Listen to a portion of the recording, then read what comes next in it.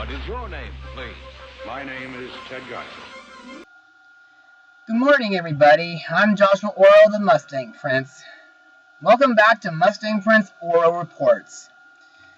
Now, today I'd like to talk about one of my favorite book authors from my childhood, Theodore Geisel, aka Dr. Seuss.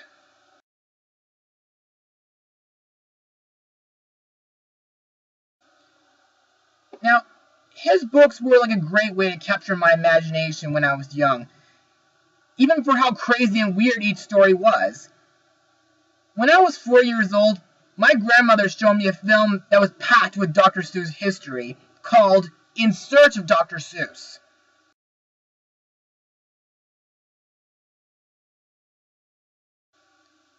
But that's not all. I've also seen a few animated shorts based on his books that were all animated by Chuck Jones.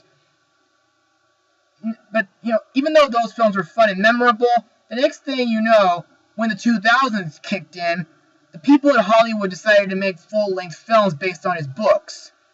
The first two were live action, and there were a couple others that were animated.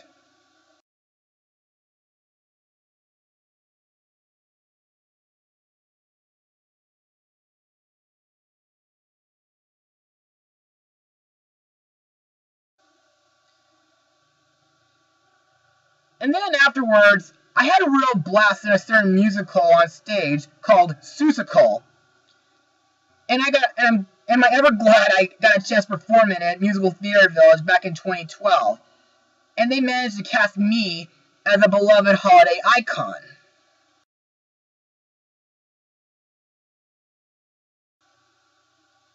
Then a year later, while my sister was performing in Seussical as the Cat in the Hat at my old high school, I decided to make a very special picture for her and her friends.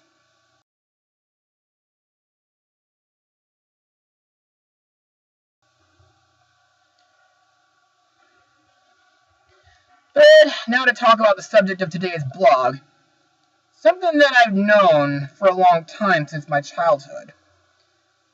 I don't know if anyone knows about this, but the late 1960s were very tough for Dr. Seuss, because his wife Helen passed away. Within a year, so did his father. Seuss was despondent in his work until old friend Audrey made him feel very better. They fell in love and got married. 9 months later, Audrey suggested that she and Ted Geisel would go on a vacation to Africa. The trip was a catalyst for him. While there, Seuss was inspired by some odd-looking trees which reminded him of his own drawings. Next thing you know, the trees were being felled. He went like, "Audrey, they're cutting my trees!" So he grabbed a hotel laundry slip and started scribbling a rough draft of his favorite book, the Lorax.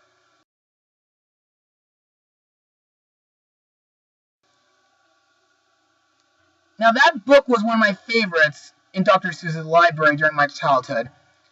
And in 2012, a few months before I was in Seussical, I saw a new movie based on that great book, which was animated by Illumination Entertainment.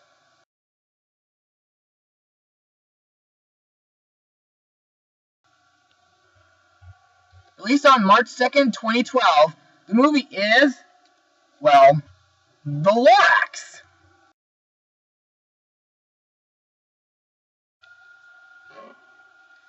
So, let's get started. In the walled city of Thneedville, where everything is artificial and even the air is a commodity, a boy named Ted Wiggins hopes to win the heart of his dream girl, Audrey. When he learns of her wish to see a real tree growing in her backyard, Ted seeks out the Once-ler, a ruined old businessman outside of town in a stark wasteland. Upon hearing of how the hermit gave in to his greed for profits and devastated the land over the protests of the Lorax, Ted is inspired to undo the disaster. However, the greedy mayor of Thneedville, Aloysius O'Hare, has made his fortune exploiting the environmental collapse, and is determined to stop the boy from undermining his business. So, my thoughts on that film? I loved it. It's almost like they took the book and added in more to it. But I'll explain a little bit more in my Mustang notes. Now, this film was the fourth feature film based on a Seuss book.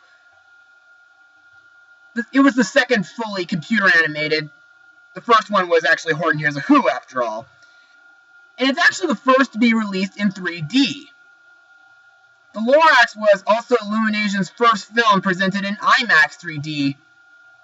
The idea for the film was initiated by Audrey Geisel, Dr. Seuss's wife, who had established partnership with Chris Meledandri, the producer of the film. From a collaboration of Horton Hears a Who, Geisel approached Meledandri when he launched Illuminations, saying, "This is the one I want to do next." The film was officially announced in July 2009, when Meledandri attached as the producer and Geisel as executive producer. Chris Renan and Kylie Balda was announced as the director and co-director for the film, while Cinco Paul and Ken Dorio, the duo who wrote the script for Horton Hears a Who, were set to write the screenplay. The film was fully produced at the French studio Illumination McGuff, which was the animation department of McGuff, which was acquired by Illumination Entertainment in the summer of 2011. Universal added an environmental message to the film's website after a fourth-grade class in Brookline, Massachusetts, launched a successful petition through change.org. Now, what did I think of the animation for this film? Well, it does look superb. I mean, the animation truly is, great. Everything, in the Valley, including Thneedville, all look like 3D versions of drawings Dr. Seuss could have drawn. However, this is kind of a different kind of full-length Seuss film, since it's the first full-length one to be a musical. While all the songs are written and composed by John Powell and Cinco Paul, the songs some of them are really great, while kind of them are a little mixed for me. The two most ones that I kind of like the best is Let It Grow and the Thneedville song. Also, the songs Everybody Needs a Thneed is kind of short, while How Bad Can I Be, which is the Once-ler's Villain song, I mean, it's kind of in my least favorite singing category, which is rap, but it's kind of traumatizing. It's almost like the kind of song that you'd hear Hollywood singing when they're attempting to make a bad movie, in a way. So let's talk about the characters from this film and their voice actors. And I also gotta let you know that there might be some characters that I might put some book comparisons in them as well.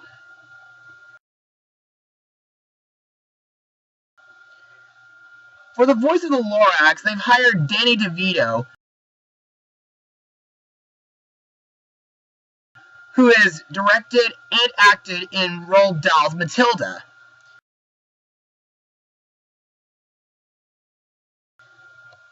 Now, for those who have read the book, you know that the Lorax's job in this film is to protect the environment, protect the truculent tree from being chopped down. Now, in this film, the Lorax does that, but however, there are a couple differences in this film compared to the book. In his entrance, in the book, he just pulls himself out of the stump instead of lightning flashing and having him pop out of the stump. I mean, according, if you look at the illustration from the book, you already know that he pulls himself out of the stump.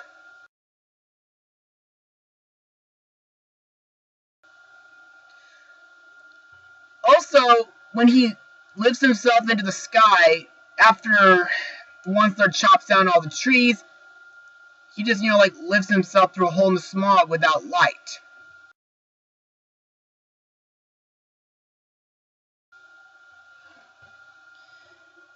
Still, the Lorax is a great character anyway.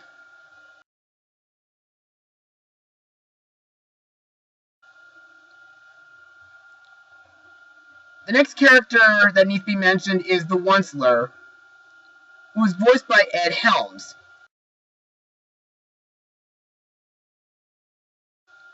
whom I've seen act in a film which had so much adult humor that I hated that film.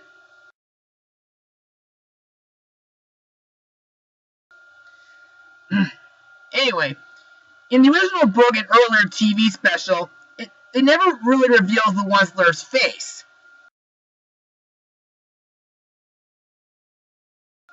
I mean, they portray him with green arms and yellow eyes.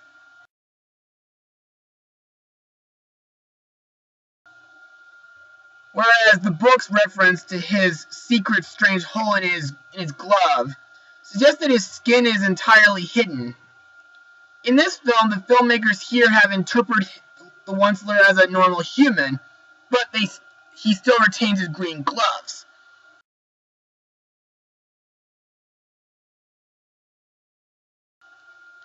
Not only do we clearly see him in this film, but also he does have a bit of a Western accent in this film instead of a deep accent he had in the TV special.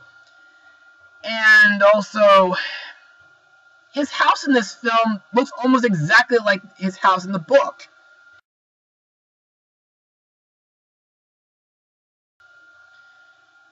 And also, but his guitar skills kind of go a little bit too much at times, but it's still cool nonetheless.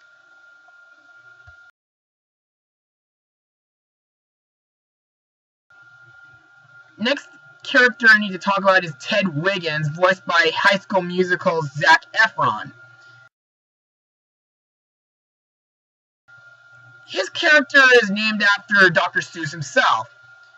Plus, he is like the same kid that listens to the Once-ler in the book. Now, as for Ted himself, he has more development in this film. I mean, not only does he want to win the love of, well, his dream girl, but he has a cool way of moving around the city with his motorcycle.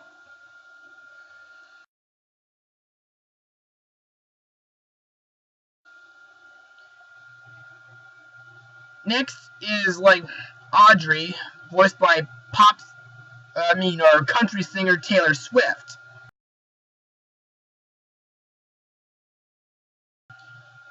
Audrey is a high school girl who loves trees and is named after Dr. Seuss's wife, Audrey Geisel.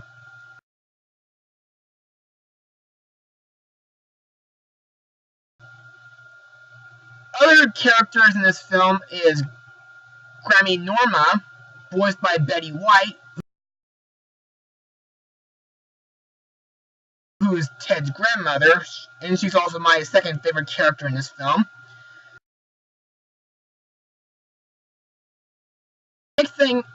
Next character up is Aloysius O'Hare, the villain of this film, mayor of Sneedville and head of O'Hare Air Company, voiced by Rob Riggle.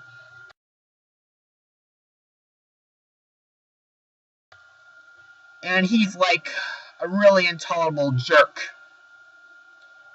And now the last characters I need to talk about are the brown barbaloots, the swami swans, and the humming fish.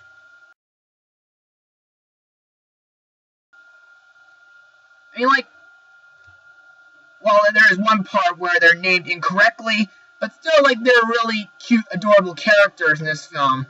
I mean, the barbaloots are really, funny, the swans are sweet, smooth creatures, while the humming fish are really relaxing hummers. And now to my final words of this film.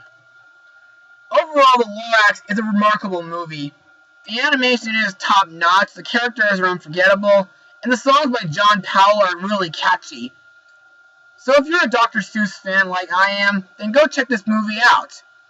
I'll give this film an 87%. Well, that's all for today, guys. Excuse me. Well, be sure to join me next time, because my next blog will be a film that was made by the Peanuts gang. But remember, everybody, you guys are in charge of the last of the trees outside. Because the environment really isn't looking that much perfect that much anymore. So be sure to do what you can to make sure our trees stay safe. Protect them from axes that hack And then maybe the Lorax and all of his friends may come back. Because according to the Once-ler, unless someone like you cares a whole awful lot, nothing is going to get better. It's not. So anyway, be sure to join me next time. Mustang Power! Come along with me in search of Dr. Seuss. We'll try to catch him if we can. He's out there on the loose. Come along with me in search of Dr. Seuss.